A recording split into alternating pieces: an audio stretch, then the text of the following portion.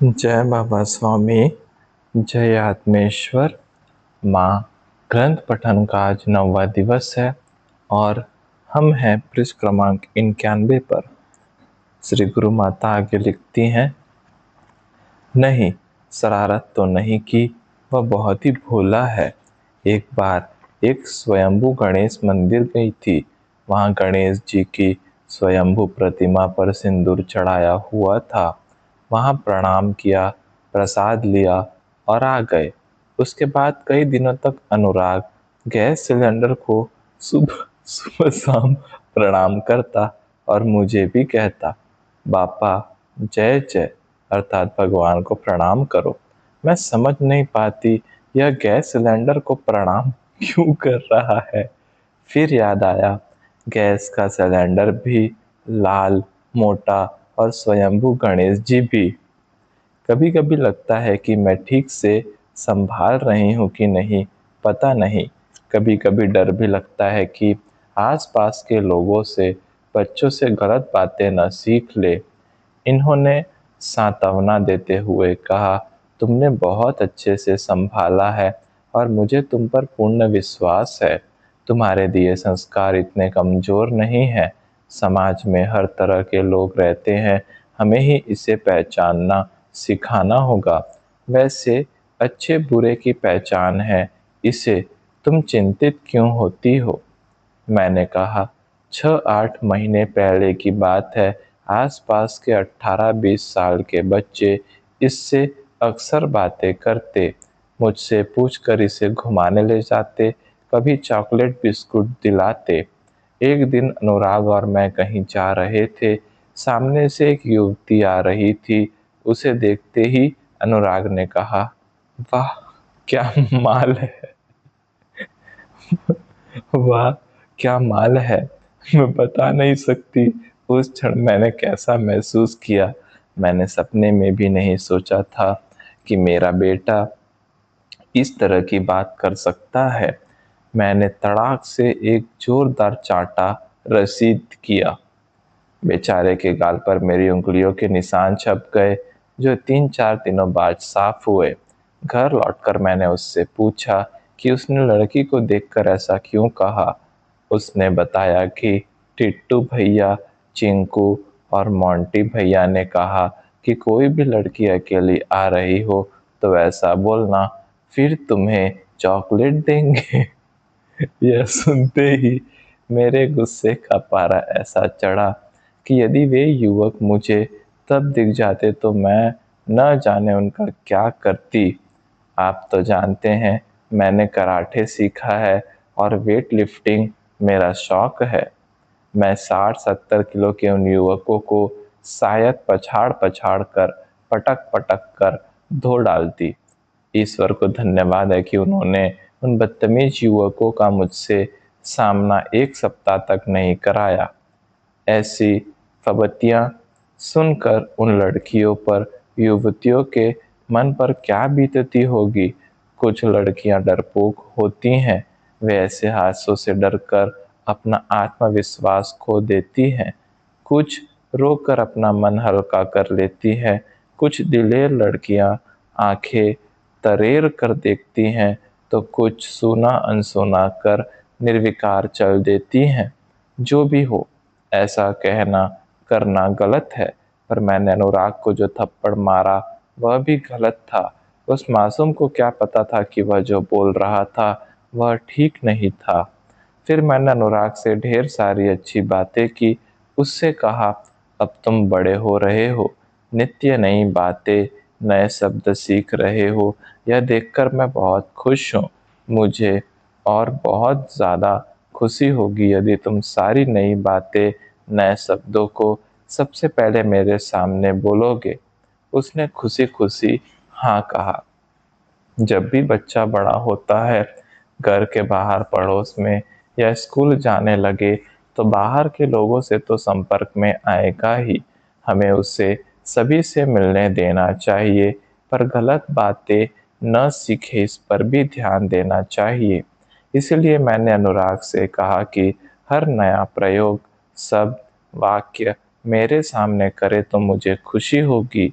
वह सारे नए शब्द, नई बातें मुझे बताता रहता है। बातें करते करते कब शाम हो गई पता न चला। शाम को हम टेकरी पर घूमने गए।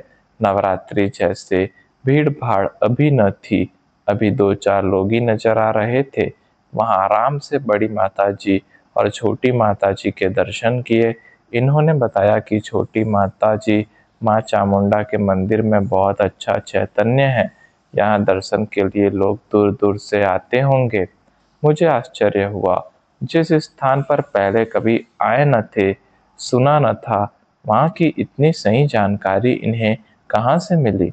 मेरे मन में उठे प्रश्न बिना पूछे ही समझ जाते थे। इन्होंने कहा, साधारणतया लोग चैतन्य के बारे में कुछ भी नहीं जानते। जब अच्छे चैतन्य वाले स्थान पर वे जाते हैं, तब उन्हें अच्छा लगता है। अच्छा लगने के पीछे कोई भौतिक कारण नहीं दिखता, बस अच्छा लगता है, ऐसा अनुभव होता है। वास्तव में ऐसे स्थानों पर समर्पित होने से मानव मन के नकारात्मक विचार दूर होते हैं। ईर्ष्या, क्रोध, घृणा, स्वार्थ जैसे नकारात्मक भावों का वजन होता है। जब कोई समर्पित होता है तो नकारात्मक भाव भी अपने आप समर्पित होते हैं। मन का भार कम होने से मन हल्का होता है और तब आत्मा का आनंद का भाव सहज ही प्रकट होता है। छोटी माता का मंदिर स्वयंभू है, इसीलिए चैतन्यपूर्ण है। प्रत्येक मंदिर चैतन्यपूर्ण हो यह आवश्यक नहीं, क्योंकि मंदिर का चैतन्य कई बातों से होता है। सबसे महत्वपूर्ण है मूर्ति। किस भगवान की मूर्ति है यह महत्वपूर्ण नहीं है। मूर्ति कैसे पत्थर से बनी है, उसे किस कारीगर ने बनाया, उसमें प्राण प्रतिष्ठा किसने की, उसका रख रखाव कैसा है, इन सारी बातों के योग पर चैतन्य होना न होना, कम ज्यादा होना आधारित है। माँ चामुंडा की यह मूर्ति स्वयंभू है, इसीलिए पत्थर और कारीगर शिल्पकार का प्रश्न ही नहीं उठता। यह स्वयंभू है, अतः प्राण प्रतिष्ठा भी किसी ने नहीं की। यह मूर्ति इतनी बड़ी है, ऊंची है कि इसे कोई छूता ही नहीं। सभी लोग हार फूल, माँ का त्रिशूल जो नीचे जमीन में गाड़ा है उस पर अर्पित करते हैं, अर्थात मूर्ति को केवल पुजारी ही छूते हैं। इससे चैतन्य क्षरण कम से कम होता है। इन्हीं सब कारणों से यहाँ चैतन्य बहुत ही अच्छा है। यहाँ आकर लोगों को अच्छा लगता होगा, इसीलिए लोग यहाँ दूर दूर से आते होंगे। सूर्यास्त होकर काफी समय बीत गया था। संध्या अपनी केसरिया चुनर लिए रजनी के श्याम आंचल के पीछे छिपने जा रही थी। बातों में समय का पता ही नहीं चला। घर आकर खाना बनाया, खाया और आगे बातों का सिलसिला जारी रहा। अनुराग चलकर थक गया था। खाना खाकर सीधा सोने को ही जा रहा था। मैंने कहा, रात्रि के भोजन के बाद शतपावली अर्थात 100 कदम चलना अवश्य करनी चाहिए। मुंह बनाता हुआ वह बाहर गया और मैं बर्तन समेटने लगी। मैं जानती थी कि वह बहुत थक गया है, पर भोजन उपरांत तुरंत सोना सेहत के लिए ठीक नहीं होता। मेरी आई शतपावली किए बिना हमें सोने नहीं देती थी। वह तथा दादा अनुशासन के पक्के थे। मुझे भी अनुशासित जीवन पसंद था तथा है। बर्तन साफ हो चुके थे तभी उनिंदी सी आंखें लिए अनुराग आया। उसे बहुत नींद आ रही थी, जमाइयाँ ले रहा था। इन्होंने बिस्तर ठीक कर लिया था। अनुराग तुरंत सो गया। मुझे रसोई साफ करनी थी। मैंने इनसे कहा, बस 10 मिनट का काम है, फिर हम भी थोड़ा सा टहल लेंगे। इन्होंने आंगन से सूखे कपड़े लिए और तहा कर रखने लगे। इनकी यही बातें मुझे बहुत अच्छी लगती हैं। ये कभी भी अपने लिए कोई ना कोई काम ढूंढ ही लेते हैं।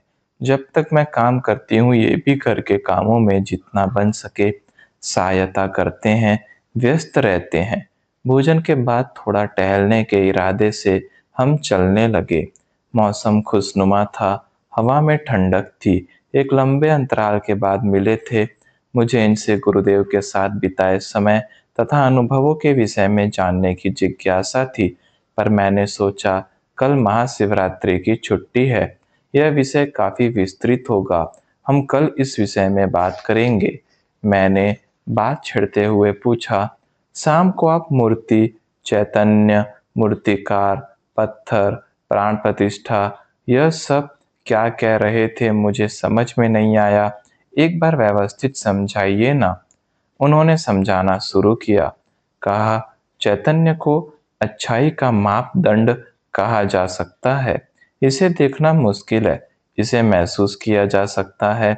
जैसे टेकरी वाले छोटी माता के मंदिर में अच्छा लगा। यह अच्छा लगने के पीछे भौतिक रूप से कुछ भी कारण नहीं था, फिर भी अच्छा लगा, यह अनुभव हुआ। दरअसल यह एक अनुभूति है। ऐसी अनेक अनुभूतियां माँ के भक्तों को होती होंगी। भक्तों की मनोकामनाएं पूर्ण होती होंगी। दुख, कष्ट, समस्याओं का निवारण होता होगा। ये सब भौतिक अनुभूतियां हैं। आत्म अनुभूति प्राप्त लोगों को वहां जाकर अलग ही अनुभूति होती है। वहां जाकर निर्विचार स्थिति प्राप्त होती है। यदि शांत होकर वहां कुछ समय बैठे तो ध्यान ही लग जाता है। इसके चैतन्य की अनुभूति हथेलियों पर ठंडक के रूप में तथा माथे के तालु भाग पर संपदन के रूप में अनुभव की जा सकती है। तुम्हें वहां जाकर कुछ हल्कापन महसूस हुआ, जैसे सिर से कोई बोझ कम हो गया हो? मैंने कहा, हाँ, मुझे तो गर्दन से सिर तक हल्का लगा था। चलो, तुम्हें चैतन्य का थोड़ा सा अनुभव तो हुआ। कहते हुए आगे कहा, सजीव निर्जीव सभी को चैतन्य के पैमाने से परखा जा सकता है। मूर्ति जिस पत्थर से बनाई जाती है, संतुलित चाहिए। यदि चारों ओर से तथा ऊपर नीचे से यह संतुलित है तो मूर्ति अच्छी। यदि दो में एक पत्थर का आधा भाग साधारण तथा आधे भाग का चैतन्य उच्च कोटि का हो और एक दूसरा संपूर्ण पत्थर साधारण चैतन्य वाला हो, तो दूसरे पत्थर से बनी मूर्ति अधिक अच्छी होगी। पत्थर का संतुलित होना अत्यंत महत्वपूर्ण है। संतुलित पत्थर से बनी मूर्ति में ही प्राण प्रतिष्ठा के समय संतुलित रूप से प्राण प्रतिष्ठित किए जा सकते हैं। प्राण अर्थात चैतन्य संतुलित पत्थर से बनी संतुलित मूर्ति ही संतुलित रूप से चैतन्य ग्रहण कर सकती है। जो शिल्पकार मूर्ति बनाता है उसका भी बड़ा महत्व है। मूर्ति निर्माण करते समय मूर्तिकार के आंतरिक दोष मूर्ति को प्रभावित करते हैं। मूर्तिकार का हृदय जितना पावन होगा, निर्दोष होगा, मूर्ति भी उतनी ही पावन निर्दोष बनेगी। रचनाकार जब भी अपनी रचना तैयार करता है, तो तैयार करते समय जिस प्रकार के विचार उसके मन में रहते हैं, उन विचारों का प्रभाव उस रचना पर भी होता है। यदि निर्विचार रहकर रचना की जाए तो श्रेष्ठ रचना होगी। विचारों का असर रचना पर होता ही है। देखो, जैसे माँ प्यार से बेटे के लिए खाना पकाती है तो बच्चा भी प्यार से भोजन करता है, और जिस दिन क्रोध से भोजन तैयार किया तो उसे ग्रहण करने पर बच्चा भी चिड़चिड़ करने लगता है। यानी प्यार या क्रोध का भाव भोजन के माध्यम से बच्चे तक पहुंचता है। ठीक इसी प्रकार मूर्तिकार का भाव भी मूर्ति पर असर करता है। प्राण प्रतिष्ठा का अर्थ है मूर्ति में चैतन्य की स्थापना। मूर्ति में चैतन्य की स्थापना जो भी व्यक्ति करता है उसकी आध्यात्मिक स्थिति उच्च कोटि की होनी आवश्यक है। ऐसे लोग उच्च कोटि के चैतन्य स्रोत से सतत जुड़े होते हैं। वे मूर्ति के सानिध्य में ध्यान करते हैं तथा पहले मूर्ति के दोषों का निवारण करते हैं, अर्थात पत्थर के दोष मूर्तिकार द्वारा मूर्ति में आए दोष दूर किए जाते हैं। इसके बाद मूर्ति की चारों दिशाएं दोष मुक्त करनी होती है। अंत में मूर्ति में चैतन्य की स्थापना की जाती है। चारों दिशाएं क्यों दोष मुक्त करनी होती है?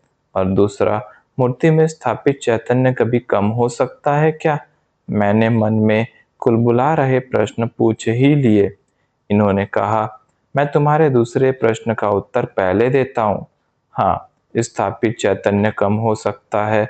जब भी किसी चैतन्यपूर्ण मूर्ति को कोई प्रणाम करता है तब उससे अच्छा लगता है। प्रणाम करने से अर्थात समर्पित होने से दोष दूर होते हैं और उसे चैतन्य की अनुभूति होती है, इसीलिए अच्छा लगता है। कई मंदिरों में भक्त मूर्ति को छूकर प्रणाम करते हैं तथा कई मंदिरों में मूर्ति को दूर से ही प्रणाम करना होता है। जिन मंदिरों में मूर्ति को छूने की अनुमति होती है, उन मंदिरों की मूर्ति का चैतन्य क्रमशः कम होता जाता है। मूर्ति को दूर से प्रणाम करने से या छूकर प्रणाम करने से सामान्य चैतन्य का अनुभव होता है, किंतु छूकर प्रणाम करने से मूर्ति पर भक्त के दोषों का सीधा परिणाम होता है। इसीलिए मूर्ति का चैतन्य धीरे धीरे कम होने लगता है। जैसे मिट्टी के घड़े में शुद्ध जल भरा है, तुम्हें प्यास लगी हो और तुम अपने गंदे गिलास को पानी में डुबोकर गिलास में पानी लो या घड़े में लगे नल से पानी लो। दोनों तरीकों में से तुम किसी भी तरीके से पानी लेकर प्यास बुझा सकती हो।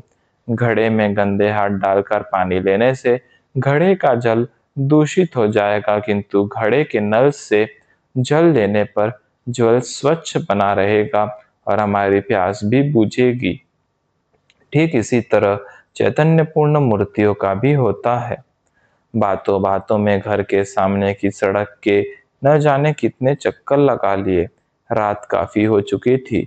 बातें तो बहुत करनी थी, पर कल करेंगे सोचकर सोने जा रही थी कि मुझे याद आया महाशिवरात्रि के छुट्टी के दिन तो आलू के चिप्स, पापड़, आलू साबूदाना चकरी, साबूदाना पापड़ बनाना था।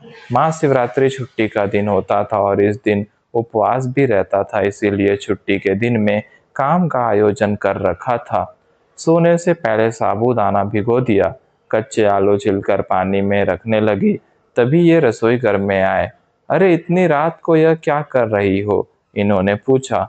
मैंने कहा कल सुबह की थोड़ी तैयारी कर रही थी। आप चलिए, मैं 10 मिनट में आई। इन्होंने भी काम में हाथ बटाया। बोले दोनों करेंगे तो 5 मिनट में हो जाएगा। सुबह जल्दी उठी, आगे के बरामदे की सफाई की, धोया और द्वार पर रंगोली बनाई। फिर जल्दी से बाल धोकर नहाई और बगिया से कुछ फूल चुने। जब तक मैंने पूजा की थाली तैयार की, तब तक पिता पुत्र नहाकर तैयार थे। पास ही महादेव का मंदिर था। हम तीनों ने देव दर्शन, पूजा, आराधना की और घर लौटे। सुबह के 5:30 बजे थे। मेरी ओर देखकर बोले तुम चिप्स बनाने की शुरुआत करो, मैं चाय बनाता हूँ। अनुराग, तुम जरा मुझे मदद करो। इन्हें शायद ही कभी कुछ कहने की जरूरत पड़ी हो, ये बिना कहे ही मन की बातें जान लेते थे। मुझे चिप्स चकरी बनाने की जल्दी थी, इन्होंने जान लिया, इसीलिए चाय बनाने चले गए। चिप्स का सांचा लेकर मैं भी झटपट चिप्स बनाने लगी। अच्छा हुआ रात को आलू छिलकर रख दिए थे, पानी में भीगे आलू कड़क थे, जिससे चिप्स बनाने में मजा भी आ रहा था और जल्दी भी बन रहे थे। जब तक चाय बनाकर लाते, 3-4 किलो आलू के सादे चिप्स बनकर तैयार थे। सादे चिप्स देखकर अनुराग ने पूछा, आई जाली वाले चिप्स नहीं बनाए? बनाऊंगी बेटा, वह भी बनाऊंगी। मैंने कहा तो तुरंत पूछा, और क्या क्या बनाओगी? मैंने कहा चलो गिनती करो। सादे चिप्स, जाली वाले चिप्स, आलू साबूदाना चकरी, आलू साबूदाना पापड़, साबूदाना पापड़। माँ 5 हुए। साबूदाना पापड़ गोल गोल की चपटा, वो गोल गोल चिपका साबूदाना पापड़ भी बनाना और वो चम्मच से फैलाने वाला पापड़ भी बनाना। उत्साह में अनुराग बोलता जा रहा था और हम दोनों उसकी मासूम भाव भंगिमाएं देखते जा रहे थे। चाय की चुस्कियों के साथ सादे जाली वाले चिप्स पूरे हुए। आलू का मोटा कद्दूकस, आलू के फ्रेंच फ्राई जैसे लंबे लंबे टुकड़े भी कब कर लिए पता ही नहीं चला। बस अब उबलते नमक पानी में 2-3 मिनट रखकर छत पर प्लास्टिक की चादर पर फैलाना बाकी था। बड़े बर्तन में पानी उबालने रखा, उसमें नमक डाला, ढक्कन रखा और छत पर गई। सोचा था सुखाने की तैयारी कर लूंगी, पर वहां तो पिता पुत्र की जोड़ी सारी तैयारी करके बैठी थी। नीचे आकर साबूदाना पापड़, चकरी इत्यादि की तैयारी की। चिप्स उबाल कर ऊपर दे आई। ये चिप्स फैलाते रहे। काम करती जा रही थी और अपने आप से प्रश्न पूछ रही थी, कैसी पत्नी हूँ मैं? इतने शब्द समय बाद ये घर आए हैं और मैं क्या काम निकाल कर बैठी हूँ। फिर स्वयं ही उत्तर दिया, अनुराग छोटा है, उसे स्कूल में तरह-तरह का नाश्ता डिब्बे में देना होता है। फरवरी मार्च में ही तो ये बनाए जाते हैं, अभी नहीं बनाती तो कब बनाती? वैसे भी मैंने 25 किलो आलू पहले से लाकर रखे थे। मैं कहाँ जानती थी कि ये आने वाले हैं। कार्य समाप्त हुआ और मन का अंतर्द्वंद भी। जय बाबा स्वामी, जय आत्मेश्वर।